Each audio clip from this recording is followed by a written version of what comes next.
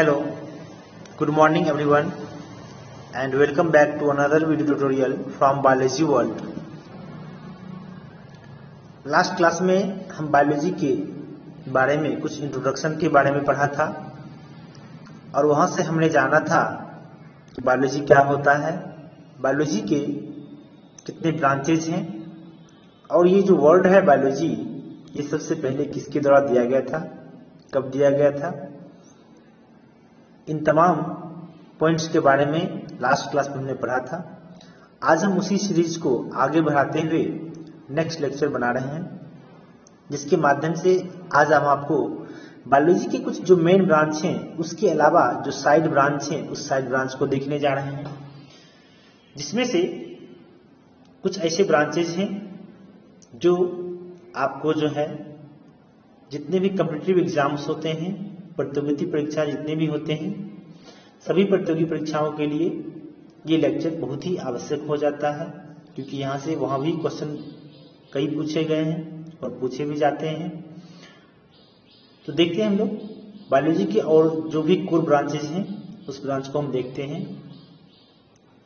सबसे पहले हम लास्ट क्लास को एक बार रिकॉल कर देते हैं। लास्ट क्लास में हम आपको बताए थे कि जो साइंस है उस साइंस के मुख्य रूप से 3 ब्रांचेज हैं। फर्स्ट है आपका फिजिक्स, सेकेंड बायोलॉजी और थर्ड जो है केमिस्ट्री है। फिर उसमें से हमने आपको बताया था कि जो बायोलॉजी है, बायोलॉजी के मुख्य रूप से 3 ब्रांच हैं। एक है आपका बोटनी, जिसे हम लोग हिंदी में कहते हैं वनस्पति विज्ञान। सेकेंड है आपका जूलॉजी, जिसे हम लोग जंतु अथवा प्राणी विज्ञान के नाम से जानते हैं। और थर्ड है आपका माइक्रोबायोलॉजी, जिसे हम लोग सूक्ष्मजीव विज्ञान के नाम से जानते हैं। जैसा कि हमने आपको पिछले क्लास में ही बताया था कि बोटनी के अंतर्गत हम पेड़ पौधों के बारे में अध्ययन करते हैं, जूलॉजी के अंतर्गत हम जंतु अथवा प्राणियों के बारे में अध्ययन करते हैं, जबकि माइक्रोबायोलॉजी के अंतर्गत हम सूक्ष्मजीव यानी कि माइक्रो ऑर्गेनिज्म्स की बात करते हैं। ये वैसे जीव होते हैं जिन्हें हम अपनी नंगी आंखों से नहीं देख पाते हैं, इसे ही हम लोग सूक्ष्मजीव या माइक्रो ऑर्गेनिज्म्स के नाम से जानते हैं। फिर उसके बाद हमने आपको बताया था कि जो बायोलॉजी वर्ड है, जीव विज्ञान शब्द जो है ये 2 वर्ड से मिलकर बना है। एक है आपका बायोस और जो दूसरा है वो है लोगोस। बायोस का अर्थ होता है लाइफ और दूसरा जो लोगोस है उसका अर्थ होता है स्टडी, यानी कि बायोलॉजी जो है साइंस का एक ऐसा ब्रांच है जहां हम लाइफ के बारे में स्टडी करते हैं, जहां हम जीवन के बारे में अध्ययन करते हैं, जैसे कि पेड़ पौधों का जीवन, प्राणियों का जीवन और सूक्ष्म जीवों का जीवन। और हमने आपको बताया था ये जो बायोलॉजी वर्ड है, ये वर्ड सबसे पहले 2 साइंटिस्ट के द्वारा, एक लेमार्क और दूसरा जो है ट्रेवियनस। लेमार्क फ्रांस के थे और ट्रेवियनस जर्मनी के थे। इन दोनों वैज्ञानिकों के द्वारा सबसे पहले 1802 ईस्वी में किया गया था। इसके बाद हमने आपको बताया था कि जो जीव विज्ञान की मुख्य शाखाएं हैं वो मुख्य 3 शाखाएं हैं। इसमें से जो पहला था वो बोटनी था, जूलॉजी था, माइक्रोबायोलॉजी था। ये तो जस्ट हमने पढ़ाई है। फिर हम तीनों के डिफिनेशन के बारे में भी हमने आपको बताया था। जिन बच्चों को पिछले क्लास में बोर्ड पर लिखे हुए नोट्स नहीं मिल पाए थे वो यहाँ से अपना नोट्स कर सकते हैं, जिसमें हमने आपको बोटनी, जूलॉजी और माइक्रोबायोलॉजी तीनों के बारे में हमने यहाँ पर डिफाइन कर दिया है। आइए अब हम जो है जो आज की क्लास का जो मुख्य बिंदु है हम उस पर चलते हैं। तो जैसा कि हमने आपको बताया था, आज हम कुछ ऐसे ब्रांच के बारे में पढ़ने जा रहे हैं जो बायोलॉजी के मुख्य शाखा से हटकर हैं। हालांकि इन सभी ब्रांचों को मुख्य ब्रांच जो है उसी का एक भाग माना गया है, उसको हम लोग देखते हैं आज। और इसमें आपको मैक्सिमम ब्रांच ऐसे मिलेंगे जिन ब्रांच को आप देख करके ही बता सकते हैं इसमें हम क्या अध्ययन करते हैं या फिर क्या नहीं अध्ययन करते हैं। जैसे कि जो पहला है आपका माइक्रोबायोलॉजी, माइक्रोबायोलॉजी नहीं, बैक्टीरियोलॉजी। बैक्टीरियोलॉजी जो है आपका, जैसा कि नाम से क्लियर है, इसके अंतर्गत हम बैक्टीरिया का अध्ययन करते हैं। बैक्टीरिया को हम लोग हिंदी में जीवाणु कहते हैं, इसलिए जीवाणुओं के अध्ययन को ही हम लोग बैक्टीरियोलॉजी कहते हैं। सेकेंड है आपका एंथोलॉजी। एंथोलॉजी के अंतर्गत हम फूलों के बारे में अध्ययन करते हैं, फ्लावर का स्टडी करते हैं, यानी कि study of flowers is called as anthology.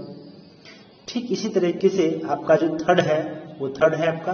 Third है आपका पोमोलॉजी। पोमोलॉजी कहता है फलों के स्टडी को हम लोग पोमोलॉजी कहते हैं, स्टडी ऑफ फ्रूट्स, जहां पर हम जो है फ्रूट के बारे में स्टडी करते हैं। तो इन तीनों को हम लोग सबसे पहले एक साथ याद करते हैं।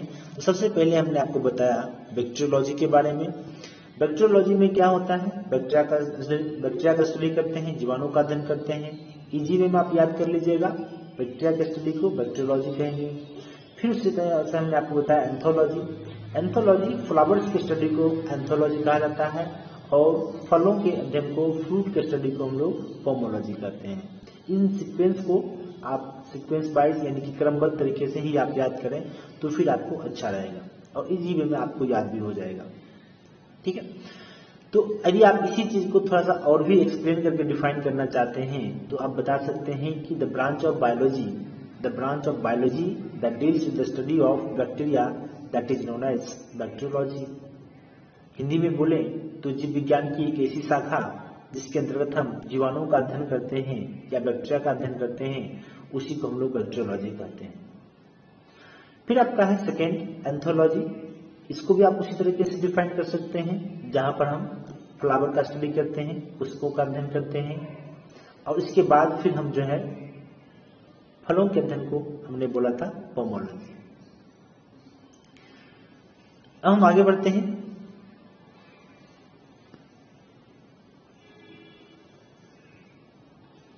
यहां पर आपका जो फोर्थ नंबर है आपका ऑर्निथोलॉजी।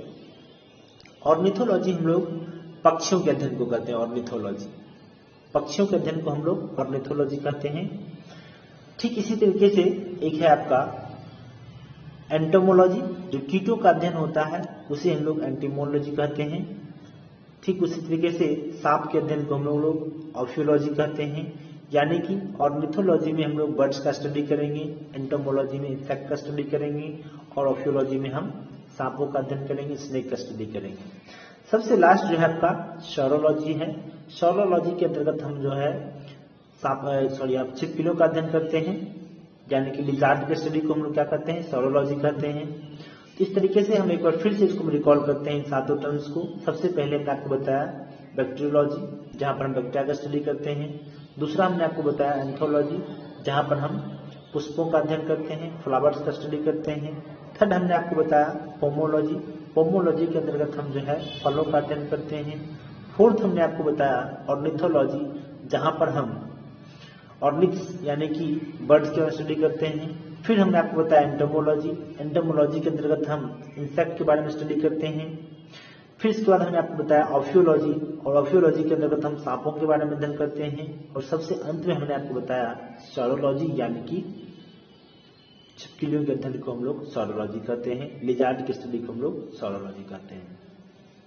इसके बाद फिर हम आगे बढ़ते हैं, जो इसके 8वें ब्रांच है उसको हम लोग थोड़ा सा देख लेते हैं।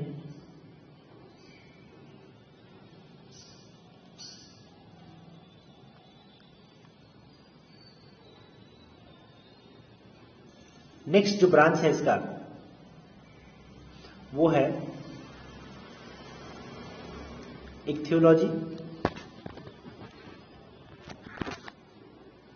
इक्थियोलॉजी है और इक्थियोलॉजी के अंतर्गत हम मछलियों का अध्ययन करते हैं। इक्थियोलॉजी के अंतर्गत हम मछलियों का अध्ययन करते हैं और इसी से संबंधित एक भाग है पिसीकल्चर, मत्स्य पालन। यदि हम मछलियों का पालन करते हैं, रख रखाव करते हैं और उसका प्रोसेसिंग करते हैं, ठीक है, उसको आगे हम प्रोसेस में लाते हैं, खरीद बिक्री करते हैं, तो वो आपका कहलाता है पिसीकल्चर यानी कि मत्स्य पालन। तो इस ढंग से भी क्वेश्चन पूछा जा सकता है कि बताइए पिसीकल्चर जो है वो किससे संबंधित है, तो मछली पालन से संबंधित है, या फिर मछलियों के अध्ययन को हम लोग क्या बोलेंगे, इक्थियोलॉजी बोलेंगे। नेक्स्ट हम ब्रांच की बात कर लेते हैं। नेक्स्ट ब्रांच है आपका माइकोलॉजी। माइकोलॉजी में हम फंगस का स्टडी करते हैं, यानी कि फंगी का स्टडी करते हैं। फंगी जो होता है, फंगी के बारे में आपने पढ़ा होगा, कवक के बारे में। ये ऐसे जीव होते हैं जो बहुकोशिकीय होते हैं, मल्टी सेलुलर होता है और साथ साथ इनकी जो सेल का टाइप होता है वो यूकैरियोटिक होता है। यानी कि multi cellular and eukaryotic types के ऑर्गेनिजम्स को कहाँ रखा गया है, फंगस के अंतर्गत रखा गया है। तो फंगस के स्टडी को हम लोग माइकोलॉजी यानी कि कवकों के अध्ययन को हम लोग माइकोलॉजी कहते हैं। ठीक उसी तरीके से आपका नेक्स्ट ब्रांच है फाइकोलॉजी। फाइकोलॉजी के अंतर्गत हम शैवालों का अध्ययन करते हैं, जो आपके एक्वेटिक प्लांट्स होते हैं, जलीय पादप होते हैं, या फिर ये वैसी जगहों पर पाए जाते हैं जो नम स्थान होते हैं, वहां पर पाए जाते हैं। तो शैवालों का अध्ययन करना, एल्गी का स्टडी करना, वो कहलाता है फाइकोलॉजी।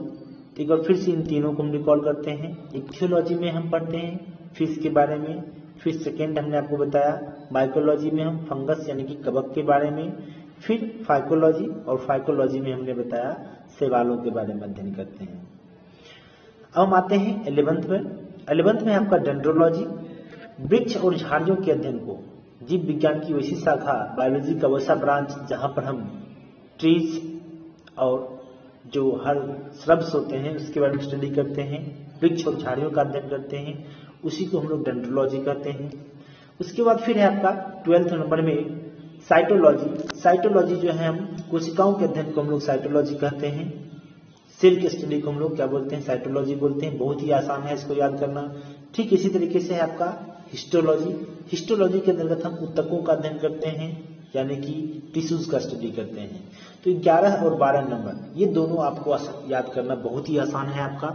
11 नंबर कहता है साइटोलॉजी, यानी कि सेल के स्टडी को हम लोग साइटोलॉजी बोलेंगे। फिर 13 नंबर में आपका है 13 नंबर में है आपका हिस्टोलॉजी, जहां पर हम ऊतकों का अध्ययन करते हैं, टिश्यू का स्टडी करते हैं। ये दोनों को आप इजी वे में याद रख सकते हो।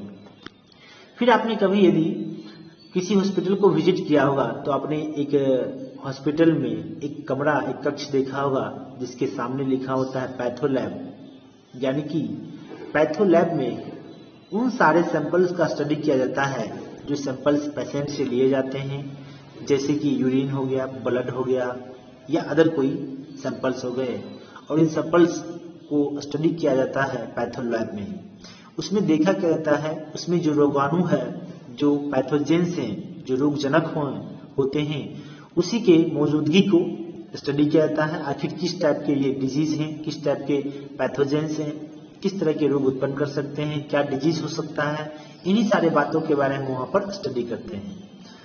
तो ये बायोलॉजी का एक ऐसा ब्रांच है जिसके अंतर्गत हम वे हर एक फैक्टर के बारे में, उन हर एक फैक्टर के बारे में स्टडी करते हैं जो रोगजनक होते हैं, जो डिजीज कॉजिंग फैक्टर होते हैं, उसके बारे में हम लोग स्टडी करते हैं।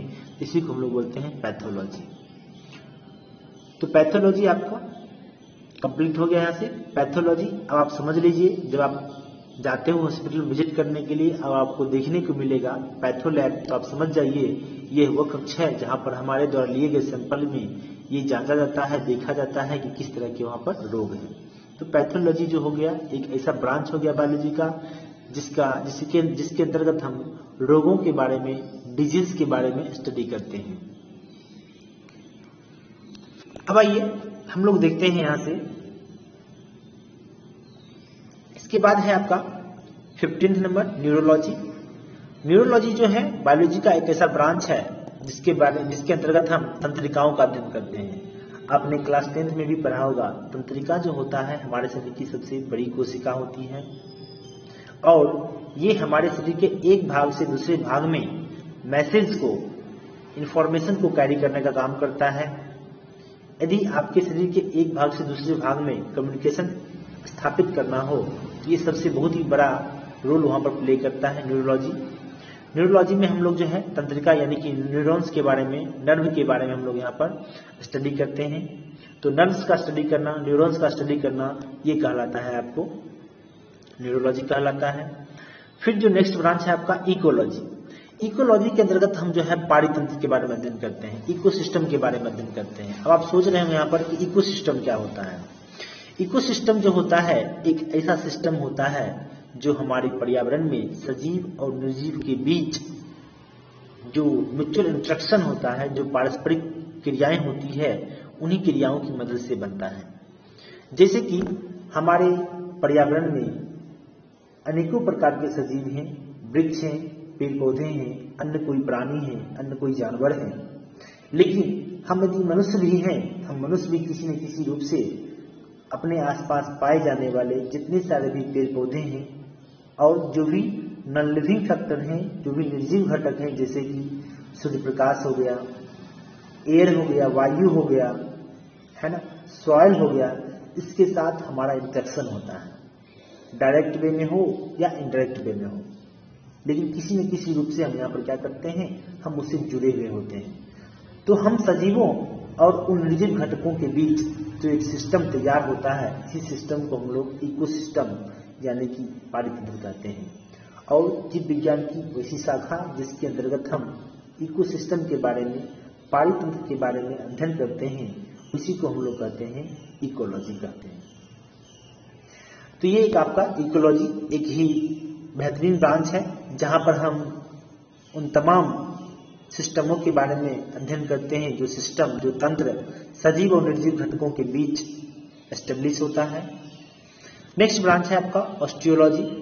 ऑस्टियोलॉजी के अंतर्गत हम अस्थियों का अध्ययन करते हैं। ऑस्टियोलॉजी के अंतर्गत हम अस्थियों का यानी कि हड्डियों का अध्ययन करते हैं। The study of bone is called as osteology. और जो इसके विशेषज्ञ होते हैं उन्हें हम लोग ऑस्टियोलॉजिस्ट कहते हैं, है ना। तो हमारे जिले में ढेर सारे ऑस्टियोलॉजिस्ट हैं जो हड्डी रोग विशेषज्ञ हैं, वो भी ढेर सारे हैं यहाँ पर। तो ऑस्टियोलॉजिस्ट जो होते हैं वो अस्थियों का अध्ययन करते हैं, है ना। उसके बाद फिर आपका है एग्रोस्टोलॉजी। एग्रोस्टोलॉजी में हम घासों का अध्ययन करते हैं, ग्रास का। The study of grass is called as agrostology. Odontology की हम बात कर लेते हैं, तो ओडोंटोलॉजी जो होता है आपका, हम इसके अंतर्गत दांतों का अध्ययन करते हैं, और इसके जो विशेषज्ञ होते हैं उसे हम लोग ओडोंटोलॉजिस्ट कहते हैं। और आपने सुना भी होगा डेंटिस्ट का नाम, जो दांत रोगों के विशेषज्ञ होते हैं, है ना, उसे हम लोग डेंटिस्ट कहते हैं। लेकिन यहाँ पर एक है ब्रांच जो है ओडोंटोलॉजी है, जहां पर हम केवल स्टडी करते हैं किसके बारे में, दांतों के बारे में, टीथ के बारे में। तो दांतों के अध्ययन को हम लोग ओडोंटोलॉजी बोलते हैं। फिर हम पूरे ब्रह्मांड के बारे में स्टडी करते हैं। ब्रह्मांड में कितने सारे ग्रह हैं, उन ग्रहों का निर्माण कैसे हुआ, जो हमारे आकाश गंगा है ना, उन आकाश गंगाओं के बारे में अध्ययन करते हैं। तो ये कहलाता है आपका कॉस्मोलॉजी। तो ये मुख्य रूप से हमने आपको आज जो है मुख्य शाखा से अलग हट करके 20 ब्रांच जो कि कोर ब्रांच के रूप में आते हैं, जो साइड ब्रांच के रूप में आते हैं, इसके बारे में हम आपको बताने का प्रयास किए हैं आज। उम्मीद करते हैं कि ये सारी बातें आपको इजी वे में आसानी से आपको समझ में आई होगी, कहीं से कोई तरह की दिक्कत नहीं हुई होगी। और इन तमाम बातों को यदि आप याद रखते हैं तो आने वाले जो आपके एग्जाम्स होंगे या फिर आने वाले जो आपके सिलेबस होंगे, उस सिलेबस में भी आपको ये काफ़ी हेल्पफुल होगा। और जो विभिन्न प्रकार की प्रतियोगी परीक्षा होते हैं, उस परीक्षाओं में भी इन शाखाओं का जिक्र किया जाता है, इन शाखाओं के बारे में पूछा जाता है। और वैसे बच्चे जो बच्चे अभी अभी जस्ट 10th पास आउट हुए हैं, उनके लिए भी ये बहुत जरूरी हो जाता है, क्योंकि उनके लिए बहुत ही बेसिक का काम करता है ये। तो उम्मीद करते हैं कि इन 20 ब्रांच के बारे में आप अध्ययन करेंगे। और कहीं से भी किसी भी तरह की फिर कोई दिक्कतें होती हैं, जिन टॉपिक्स को आप नहीं समझ पाए हैं, आप कमेंट करके बतावें, हम उसके बारे में फिर से आपको समझाने का काम करेंगे। इसके बाद कुछ और भी बातें हैं, कुछ और भी बेसिक पॉइंट्स हैं, जिसका हम थर्ड लेक्चर में हम इसका जो है वर्णन करेंगे। थर्ड लेक्चर के माध्यम से हम उसको देखेंगे कि कैसे हम बेसिक जो पॉइंट्स हैं बायोलॉजी के, हम उसमें हम कैसे हम आगे बढ़ सकते हैं, हम उसके कैसे अच्छी तरीके से और इजी वे में याद कर सकते हैं। तो मिलते हैं हम लोग अगले लेक्चर में। Till then take care, be happy.